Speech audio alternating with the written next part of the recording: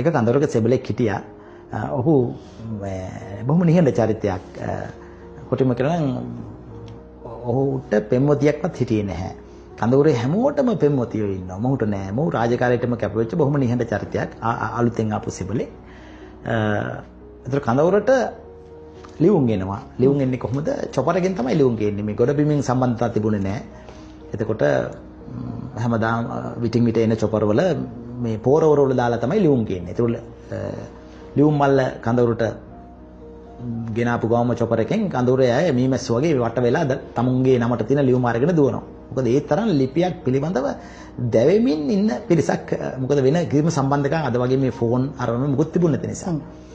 එතකොට මේ සෙබලා එක නිමාඩුවකදී දැන් හැමෝම ලියුම් අරගෙන යනවා. ඒ සෙබලට ලියුමක් නැහැ. ලියුමක් කියවන්න පෙම්වතියක් නැහැ.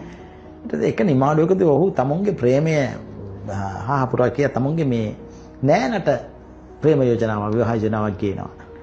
නෑන කලබලලා මොහො තරේ ප්‍රතික්ෂේප කරනවා. බයි. එහෙමයි. ඊට පස්සේ මොහු ආපහු කාලෙකින් නිමාඩු ගිහලා දෙවෙනි නිමාඩුවේදීත් මේ උත්සාහය දරනවා. නමුත් ඔහු නිර්දය ලෙස ප්‍රතික්ෂේප කිරීමට ලක් වෙනවා මිසක් ඒ ප්‍රේමයට අනුකූලතාවයක් දක්වන්නේ නැහැ. ඊට පස්සේ කොහොම කාලයක් ගියාට පස්සේ මාස ගානක් කඳවුරේ කිසියම් මෙහෙයුමකට බටපිරිසක් සූදානම් කරනවා. එතකොට මේ සෙබළත් ඒ මෙහෙයුමට සම්බන්ධ වෙනවා.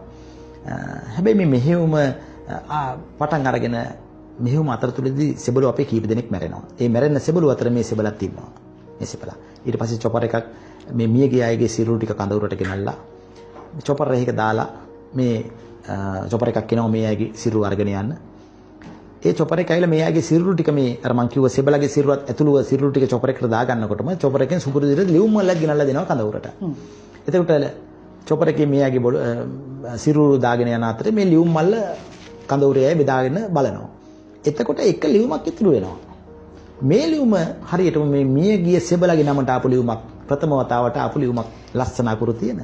එතන ඉන්න සැරෙන් වරෙක් මේ ලියුම කඩනවා. දැන් අයිතිකරු මිය ගියින් කියලා දන්නවනේ. ඔහුගේ නමට ලියුමක් ආවට බලන්න කෙනෙක් නැතිව කඩපුවාම අර නෑන එවපු ලියුමක්. ඔහු ප්‍රේමය ඉල්ලලා ප්‍රකාශ කරපු නෑන එවපු ලියුමක්. ඒකේ තියෙනවා ඔයා අවස්ථා කීපයක් මගෙන් මේ ගැන ඇහුවා. මම මුලින් ඒක නැගපති වුණා. නමුත් මං අම්මා එක්කත් කතා කරා. මං ඔයාගේ යෝජනාවට කැමතියි කියලා. හැබැයි මේ ලියුම ලැබෙනකොට ඒ සෙබළගේ සිරුර අනුරාධපුරයට චොපරේ කියනවා.